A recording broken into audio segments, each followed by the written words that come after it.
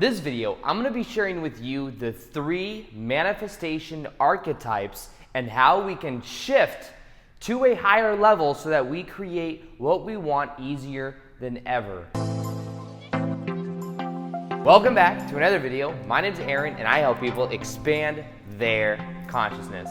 Now in this video, I'm going to be explaining to you something that is called the Manifestation Archetypes. 3 ways for looking at the story that we are telling ourselves, seeing which one we identify with, and then how we can transform from the ones we don't prefer into the ones we do. Now this is something that can really change our life in the way that we see ourselves. Because the truth is, our story at a certain level, things that have happened in our past, our story is constantly something that is on autopilot, that is regurgitating the probability for what we experience in the future. So here's what happens. Something happens in the past. We could say that somebody treats you a certain way, somebody tells you something that you start to identify with. Maybe your parents tell you growing up that you're meant to be heard or seen and not heard. So then you start to say, okay, I shouldn't speak out. I should be shy. I shouldn't be myself. And from that meaning, there's a certain story, a dialogue, which then comes this archetype I'll be talking about. But that story will continue to run itself out until we become aware of that unconscious story that we are telling ourselves. So it's something that remains on autopilot. We continue to tell ourselves a story in the present moment right now, even though it was one circumstance, it was one thing that happened when we were maybe 6, 7, or 8 years old. And it'll be something that continues to play itself out, and it continues to project and create the probabilities of what we experience in the future. So the key to this is understanding what story we are telling ourselves, being aware of that, then deciding to let it go and know that as we make the unconscious conscious, we then start to take our power back. The only time things really have power over us is when we are not aware of it, because then we're in a way blind to it, and we just keep regurgitating the same things over and over and over again. Now, before I get into this, let me say that an important part of this understanding is knowing that the only moment that does exist is this moment right now. This is something quantum physics shows us. This is something we hear a lot in Eastern philosophy, but it's something that is actually true because you have never experienced anything other than the now moment. All because things happen in the quote past doesn't mean it happened in the past, because when it was the past, it was the now moment. We can only remember the past using our memory and our brain, but it all exists now. Same thing for the future. The future, we can use our brain and our imagination to imagine future potentialities and probabilities, but we do that right now. And by the time the future gets here, to be this moment right now. The reason I say this is because before I go into the video, it's important to understand that because the now moment is the only moment that exists, that's where we make change. And when we are aware of that, we can see understanding parallel realities, understanding that there's an infinite number of parallel realities that exist. We can see that past experiences was just one realization of something that, quote, happened. There's an infinite number of variations of your past, but what happens is in the moment right now, we focus on just a couple of those.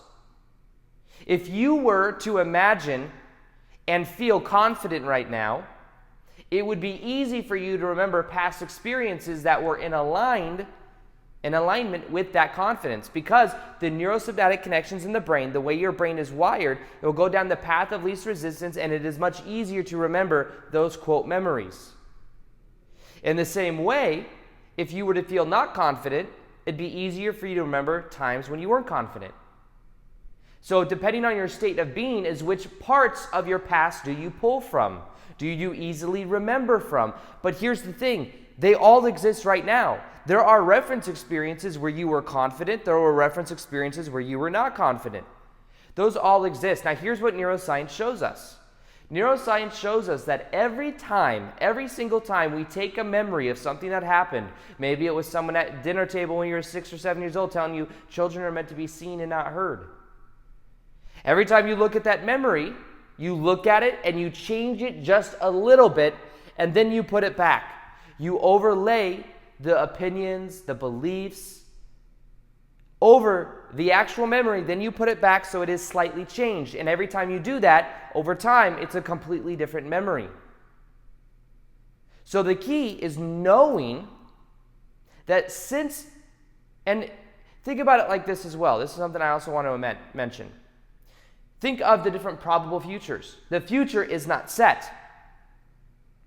There is probable futures based on the energy that we have right now, based on the choices that we make of what we may experience in the quote future, which is also the now moment, just from a different point of view. And in the same way, the past had many probable pasts. As you change in the present moment, what quantum physics shows us is not only do you change the probable futures, you also change your probable pasts.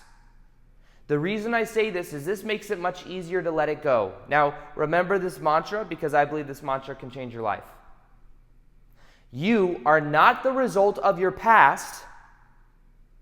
You are not the result of past reference experiences. You are who you choose to be right now in the present moment.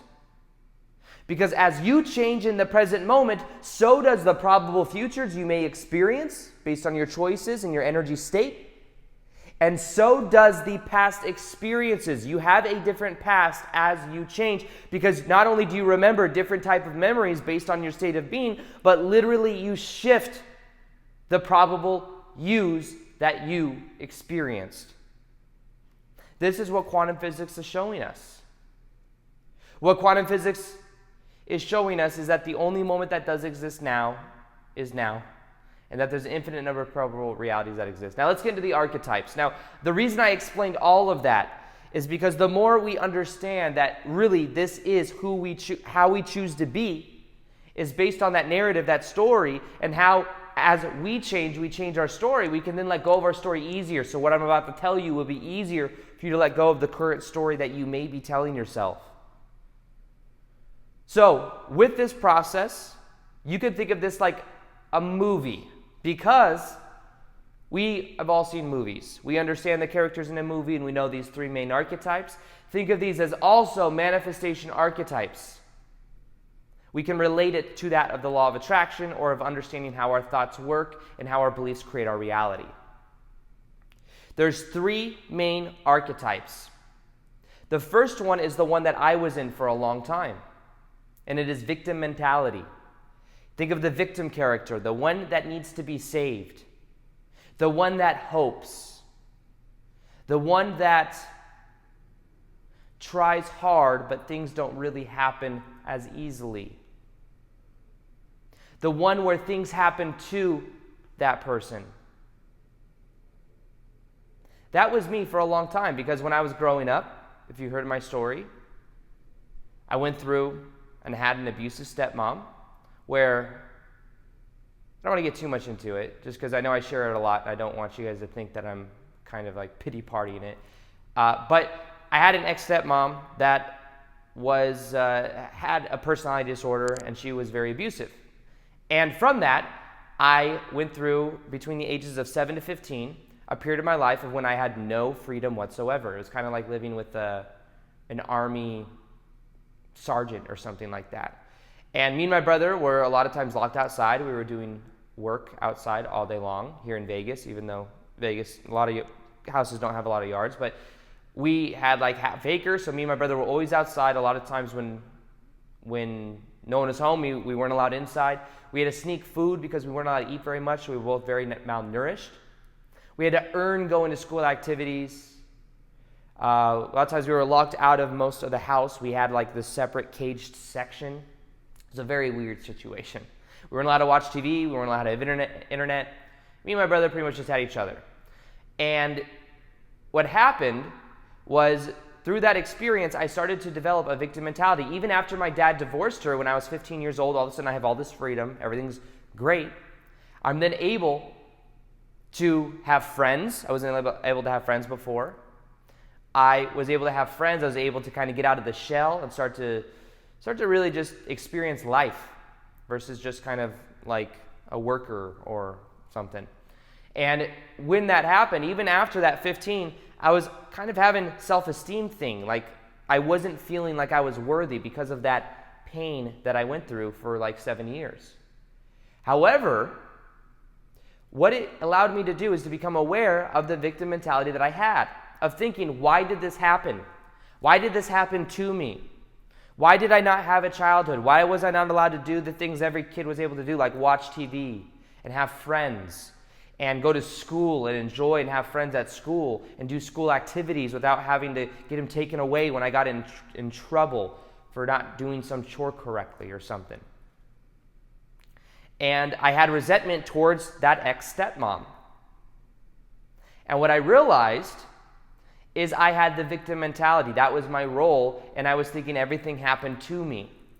So for years, I had it to where things were happening to me.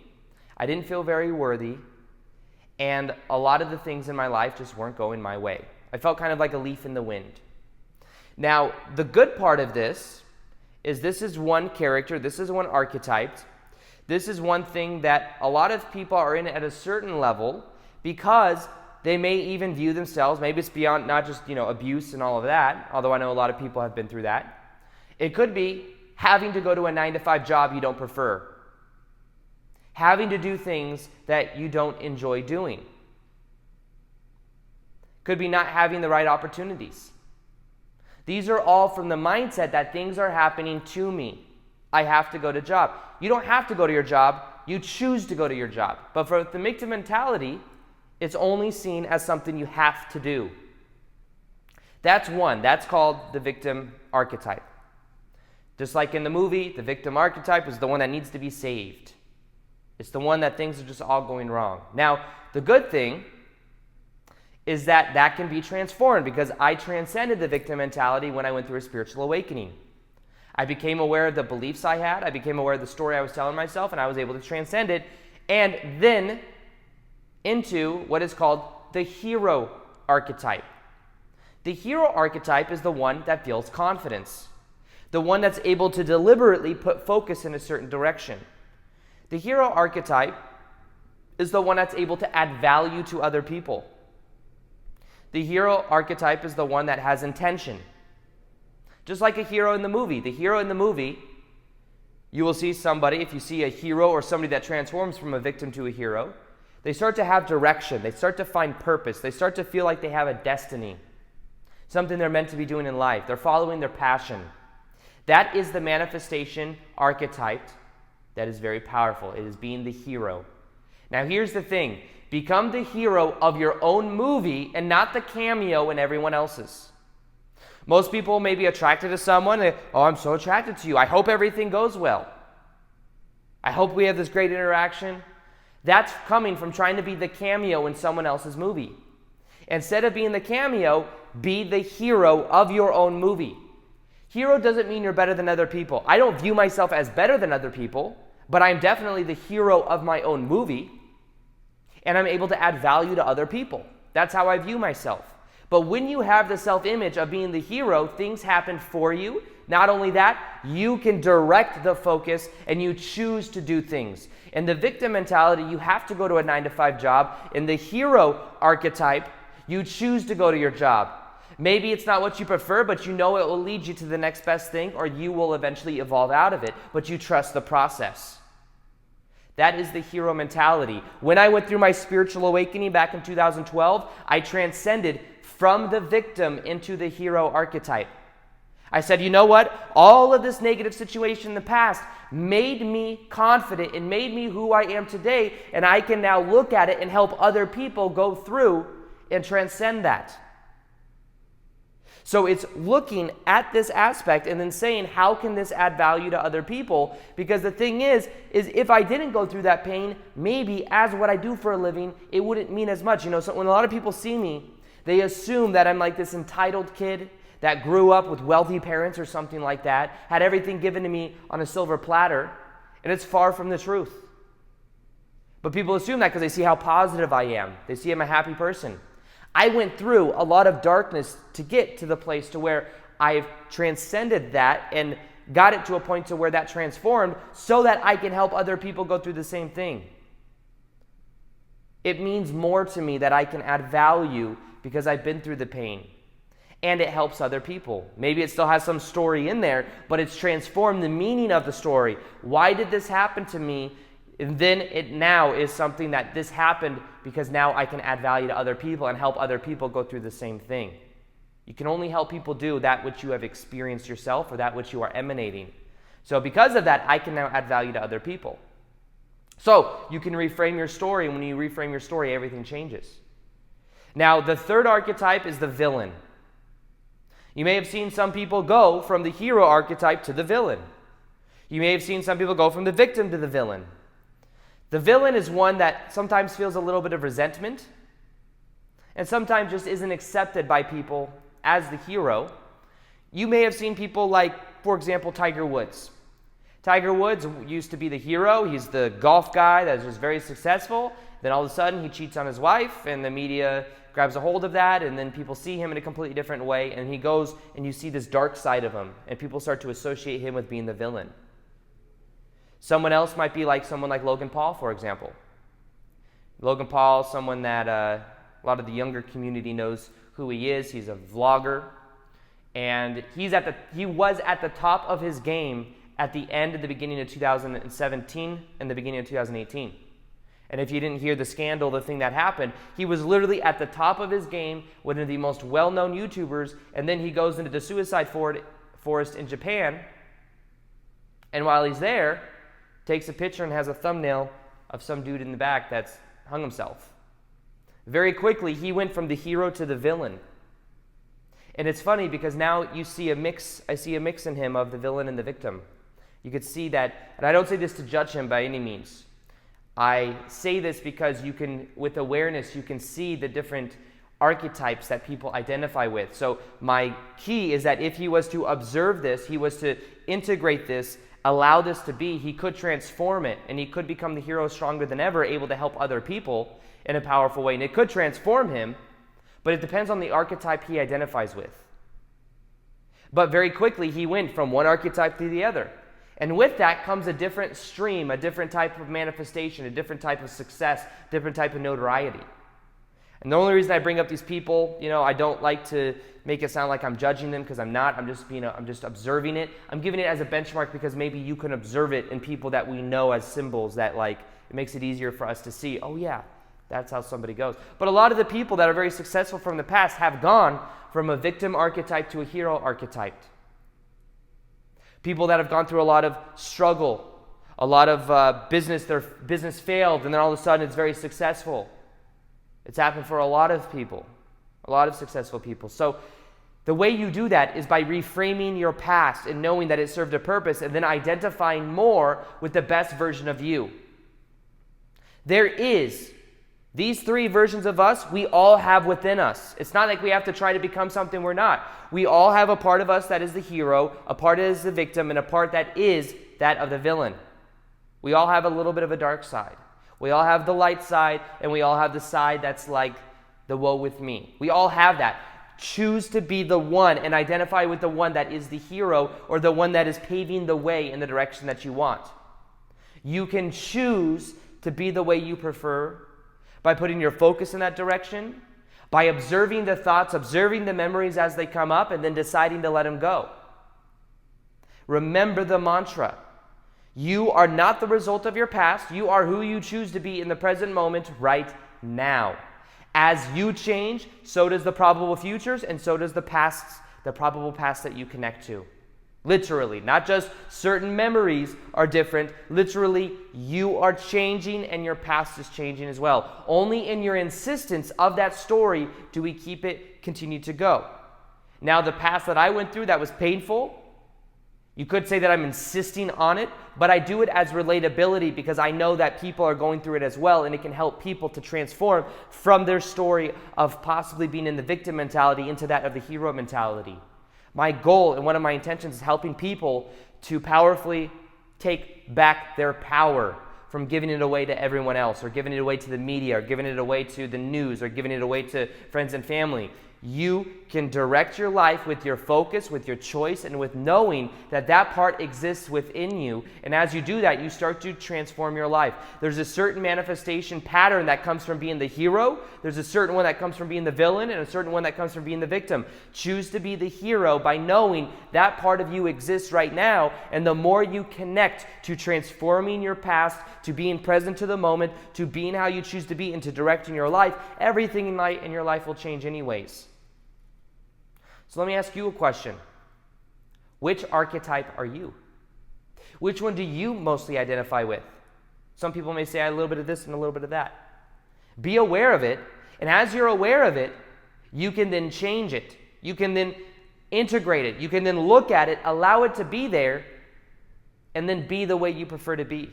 This isn't about bottling it up. This is about being aware of it. This is about observing it, allowing it to be there, but giving it a positive meaning at some level, because you can either help other people, whatever it is. So know that you are so much more than you could possibly imagine. You can align with this hero version of you, and as you do so, you will attract things easier than ever. And I would even go as far as to say that is who you are meant to be. You came here to direct your life in a powerful way, to enjoy this life experience, to add value by just being you. And that is the hero archetype, and that is who you really are. So, if you want to learn how to raise your vibration, because I'd go as far as to say also, is that as you raise your vibration, you are more into that hero mentality. I've created a free meditation that will show you how to raise your vibrational set point. It's one of the most powerful meditations I've made. It's one that if you listen to for 21 days, I think it'll absolutely transform your life. It's absolutely free. It's in the top of the description box below. Listen to it for 21 days, I recommend. I'll also be doing more live Q&As on Instagram. So I post daily content there plus live interaction. So if you want to ask me questions and interact with me, you'll see the Instagram link right here. Other than that, I hope you enjoyed this video. Feel free to like this video if you liked it. Subscribe if you haven't already. Hit the little notification here next to the subscribe button so that you can see the daily vids that I do. The way YouTube does things now is you actually have to hit that button to see the daily vids. I got a lot of more good stuff coming. And other than that, as always, peace, much love, and namaste.